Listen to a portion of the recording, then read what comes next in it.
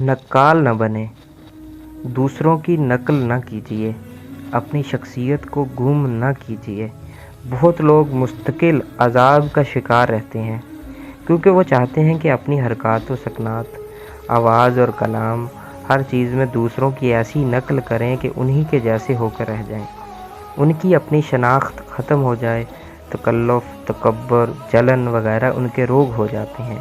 حضرت آدم سے لے کر آج تک اس بات میں کوئی اختلاف نہیں کہ شکل و صورت میں دو آدمی برابر نہیں ہوتے، تب وہ اپنے اخلاق اور صلاحیتوں میں کیسے یکساں ہو سکتے ہیں؟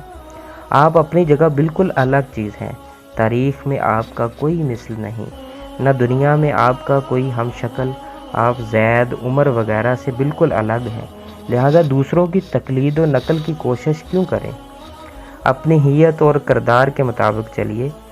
ہر آدمی اپنے مشرب کو جانتا ہے، ہر ایک کا اپنا قبلہ ہے جس کی طرف وہ رخ کرتا ہے۔ تب جیسے آپ ہیں ویسے ہی رہیں۔ آپ کو اپنی آواز، لہجہ اور چال ڈال میں تبدیلی کی ضرورت نہیں ہے۔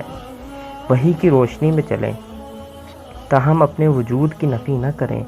آپ کا اپنا مزہ اور اپنا رنگ ہے، ہم آپ کو اسی رنگ ڈھنگ میں دیکھنا چاہتے ہیں کیونکہ یہ آپ کے لیے فطری ہے، اس پر ہم آپ کو جانتے ہیں، لہٰذا آپ نقال نہ بنیں۔